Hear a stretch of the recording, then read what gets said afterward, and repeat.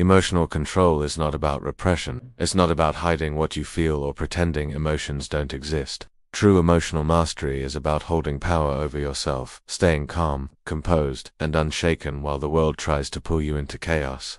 In this video, we will explore the psychology behind emotional control, why it's the foundation of influence and power, and how you can develop this rare and transformative skill. Why most people are controlled by their emotions. Most people believe they are logical, rational beings. But in truth, human behavior is deeply emotional.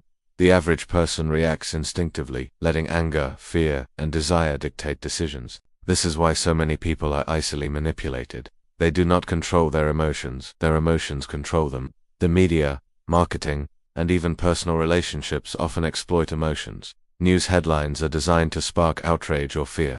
Advertisements make you feel inadequate, so that you'll buy something to fix yourself. Even in relationships, emotional triggers are often used to gain leverage. Without self-control, you become a puppet, moved by invisible strings. The hidden power of emotional mastery. Those who control their emotions hold silent power. They can walk into a heated argument and remain calm. They can be insulted without losing composure. They can make decisions under pressure that others would crumble under. This is not weakness, it is dominance over the self. Great leaders and strategists throughout history understood this.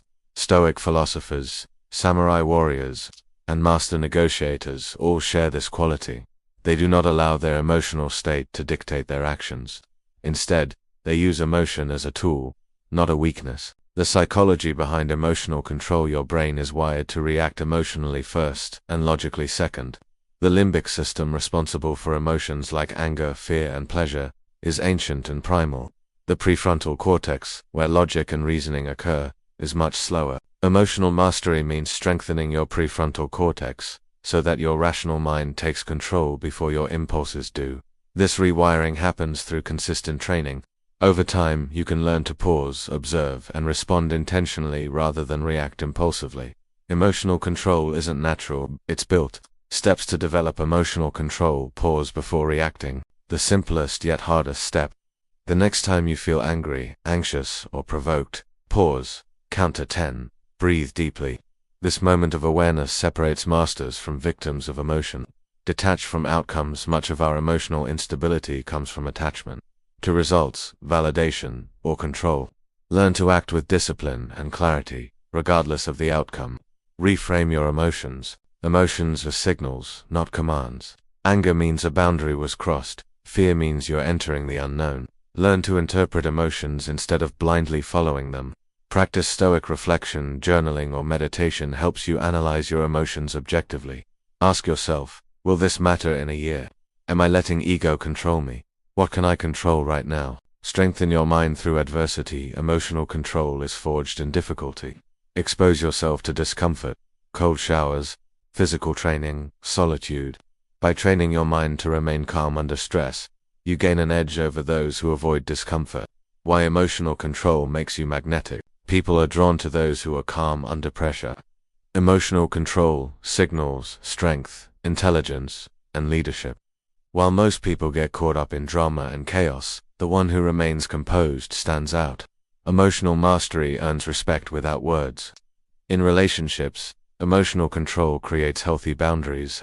You no longer react impulsively or seek constant validation. Instead, you become grounded, confident, and mysterious. Traits that naturally attract admiration. The silent strategy of influence. Emotional control is not just self-defense, it's a strategy of power. When others cannot predict or manipulate your emotional state, they lose their leverage. Calmness in negotiation makes you stronger. Stillness in conflict gives you the upper hand. Marcus Aurelius, the Stoic emperor, wrote, "You have power over your mind, not outside events." Emotional mastery begins when you stop letting the world dictate your internal state. Final thoughts. Emotional control is a lifelong pursuit. It's not about never feeling, it's about feeling without being enslaved.